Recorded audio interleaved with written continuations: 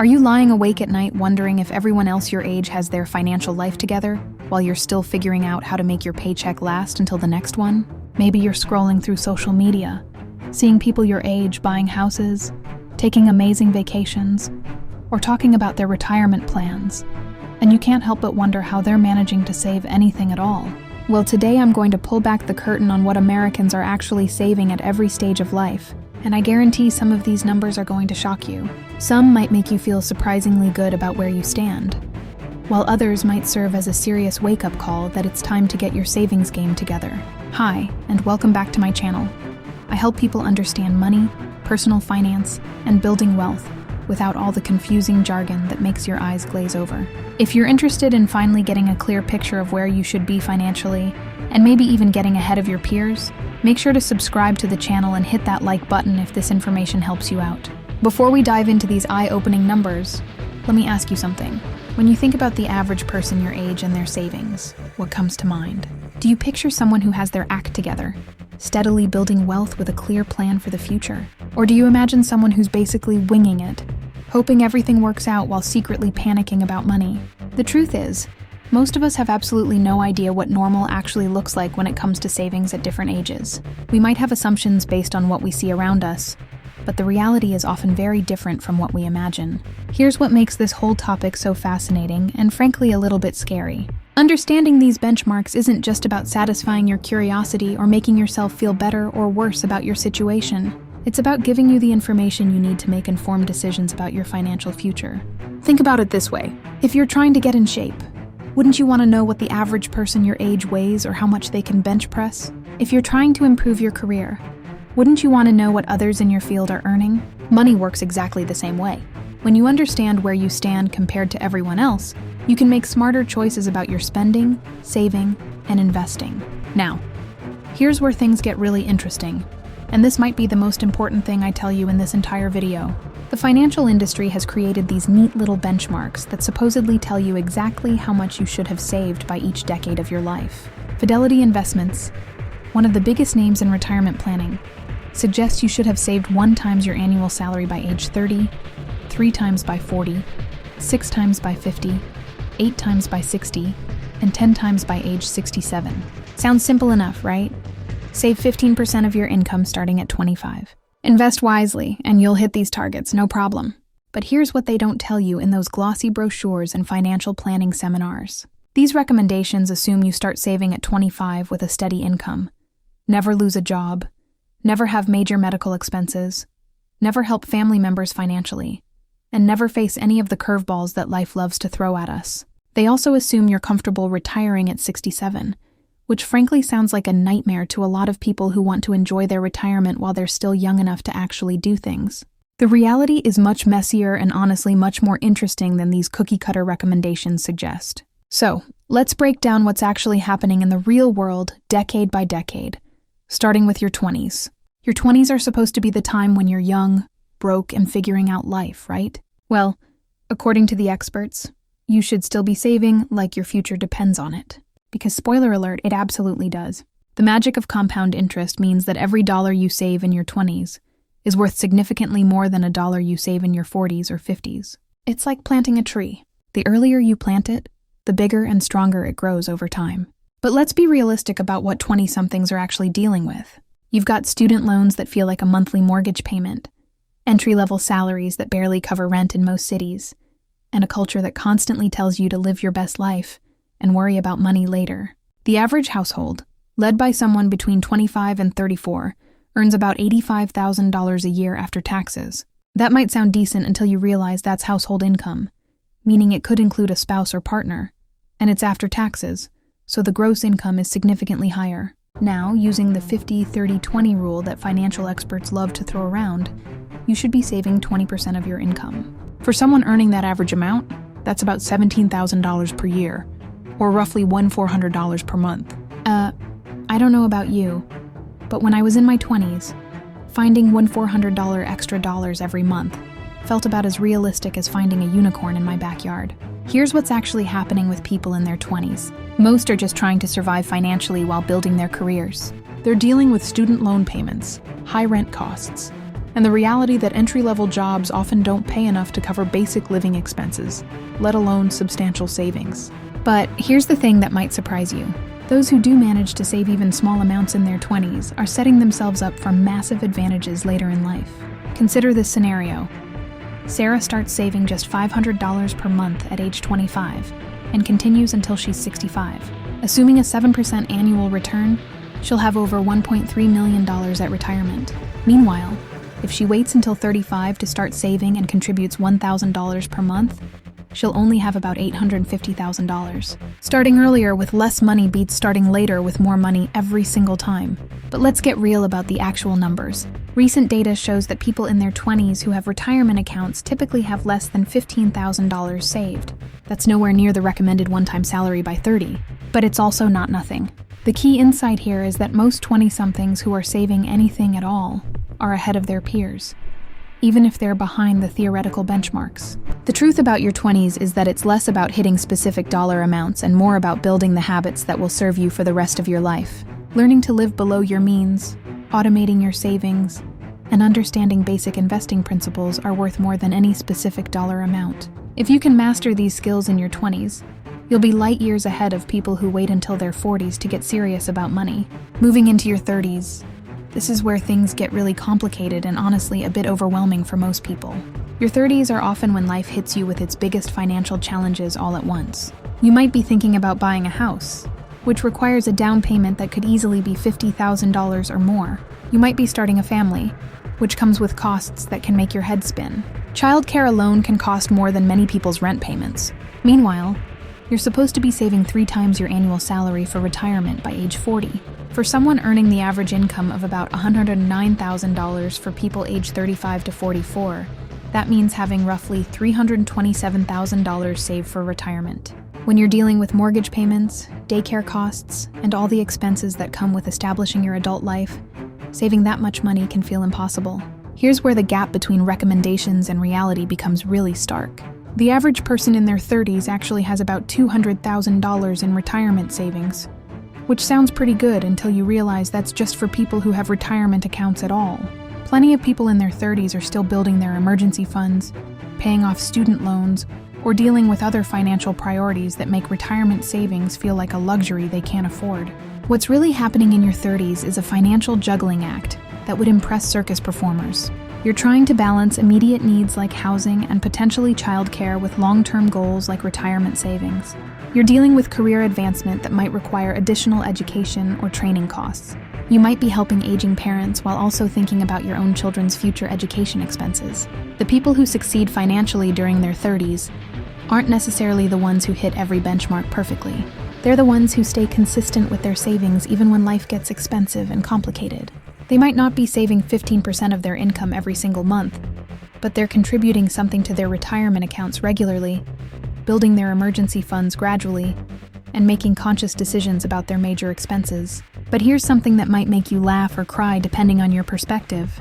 The financial industry acts like your 30s should be this smooth, predictable decade where you just steadily accumulate wealth while checking off life milestones. Meanwhile, real people in their 30s are Googling things like, is it normal to panic about money at 3 in the morning? And how much house can I actually afford without eating ramen for the next decade? The reality is that your 30s are when you discover that being an adult is basically just saying, I can afford that, and then immediately wondering if you actually can. You're making more money than you did in your 20s, but somehow it feels like you have less of it. That's because your expenses have grown right along with your income, and often they've grown faster. Let's talk about what this looks like in practice. Meet Jennifer, a 34-year-old teacher earning $65,000 per year. According to the benchmark, she should have about $195,000 saved for retirement by age 40. Currently, she has $87,000 in her retirement accounts, which puts her behind the target, but ahead of many of her peers. Jennifer bought a modest house 3 years ago, putting down $20,000 that she had been saving since her mid-20s. She's got a $2,500 mortgage payment, contributes 8% to her retirement plan, and maintains a small emergency fund of about $8,000. Is Jennifer failing financially? According to the strict benchmark, she's behind. But in the real world, Jennifer is doing pretty well. She owns a home. She's consistently saving for retirement, and she's not drowning in debt. The gap between where she is and where the benchmarks say she should be isn't necessarily a crisis. It's just life happening while you're making other plans. Now, let's move into the 40s, which is where things get really interesting and frankly a little bit terrifying for a lot of people. Your 40s are supposed to be your peak earning years, the time when you finally have your financial act together and you're cruising toward a comfortable retirement. The benchmark says you should have 6 times your annual salary saved by age 50. For someone earning the average income of about $116,000 for people in their 40s, that's nearly $700,000 in retirement savings. Here's where I'm going to share some numbers that might make you feel better or worse about your situation, depending on where you currently stand. The average person in their 40s has about $400,000 in retirement savings. That's a substantial amount of money by any measure, but it's still short of that 6 times salary target. What's more telling is that this average includes people with very high savings balances, which means plenty of people in their 40s have significantly less than $400,000 saved. Your 40s are often when reality sets in about retirement planning. You start doing the math and realizing that retirement isn't some distant concept anymore. It's something that could theoretically happen in 20 years, which sounds like a long time until you realize that 20 years passes faster than you think. This is when people start having what I call the holy crap moment about their savings. But here's what's actually happening during your 40s that makes this decade so financially complex. Many people are still paying mortgages on homes they bought in their 30s. They might have kids in school or college, which comes with expenses that can rival a small mortgage payment. College costs have exploded to the point where many families are choosing between funding their retirement and funding their children's education. It's like being asked to choose between your future self and your kids, which is an impossible choice for most parents. At the same time, your 40s are often when you start thinking about aging parents who might need financial help or care. You're potentially sandwiched between supporting your children and supporting your parents, all while trying to save for your own retirement.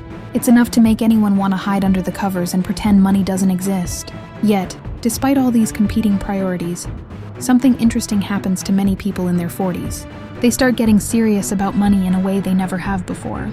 Maybe it's because retirement feels more real. Or maybe it's because they finally reached income levels that make substantial savings possible.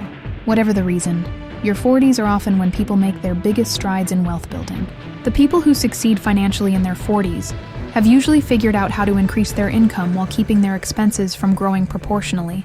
They might get promoted, change jobs for better pay, or develop additional income streams. They've learned that earning more money doesn't automatically solve financial problems if you just spend more money along with it. Moving into your 50s, this is where the rubber meets the road in terms of retirement planning. You're supposed to have 8 times your annual salary saved by age 60. And retirement is no longer some abstract concept. It's something that could happen in the next 10 to 15 years, which means your savings need to be substantial enough to support you for potentially 25 or 30 years without a paycheck. The average person in their 50s has over $600,000 saved for retirement, which actually puts them ahead of the benchmark for the first time in decades. This makes sense because your 50s are typically your highest earning years, and they're also when you get access to catch-up contributions that let you save more in retirement accounts than younger people can. But here's what's really happening in your 50s that makes this such a crucial decade. Many people are starting to think seriously about when they want to retire and what that retirement will look like. Some are discovering that they're on track for a comfortable retirement, while others are realizing they need to work longer than they planned or dramatically increase their savings rate. Your 50s are also when you start dealing with some harsh realities about aging. Health issues become more common and more expensive. You might start thinking about long-term care costs, which can easily run 6 figures per year. These aren't fun topics to think about, but they're essential for realistic retirement planning. The people who thrive financially in their 50s have usually developed what I call retirement clarity. They have a realistic understanding of what their retirement will cost, when they want to retire, and whether their current savings trajectory will get them there. If there's a gap, they're taking action to close it. Whether that means working a few more years, reducing their expected retirement expenses, or finding ways to dramatically increase their savings rate. Finally, let's talk about your 60s, which is when all those decades of financial decisions come together to determine what your retirement will actually look like. The benchmark says you should have 10 times your annual salary saved by age 67, but the reality is much more nuanced than any single number can capture. People in their 60s have average retirement savings of around $573,000, which is substantial, but might not be enough for the retirement lifestyle they envisioned. This is also the decade when Social Security becomes available, though the timing of when you claim it can significantly impact your lifetime benefits. What's really happening in your 60s is a complex calculation of health, wealth, and happiness. Some people discover they love working and want to continue well past traditional retirement age. Others can't wait to stop working and are willing to live more modestly to make early retirement possible. Still, others find they need to work longer than planned because their savings aren't sufficient for their desired lifestyle. The key insight about your 60s is that there's no single right answer about retirement timing or savings amounts. The right choice depends on your health, your savings, your family situation, and your personal preferences about how you want to spend your later years. Here's where things get really wild and honestly a bit depressing if you're not prepared for it. The gap between what the experts recommend and what people actually have saved becomes crystal clear when you look at the bigger picture. Remember those benchmarks I mentioned earlier? 1 times your salary by 30, 3 times by 40, 6 times by 50. Well, it turns out that most Americans are failing these tests spectacularly, but not necessarily for the reasons you might think. Let's put this in perspective with some numbers that might make you feel better about your own situation, or alternatively send you into a mild panic depending on where you currently stand. The median retirement savings across all age groups for people who actually have retirement accounts is just $65,000. $65,000, that's not a typo. And remember, this only includes people who have retirement accounts at all, which means about 25% of Americans aren't even in this calculation because they have absolutely nothing saved for retirement. But here's where it gets really interesting, and this is something that might actually give you hope if you're feeling behind. The people who are hitting or exceeding these benchmarks aren't necessarily earning massive salaries or inheriting money from rich relatives. They're usually just people who figured out a few key principles early and stuck with them consistently over time. So there you have it. The truth about savings by age isn't nearly as scary as those financial planning websites want you to believe. But it's also not as simple as just following some cookie-cutter formula. Whether you're crushing the benchmarks or feeling like you're way behind, remember that your financial journey is uniquely yours. The most important thing isn't where you are right now. It's what you do next.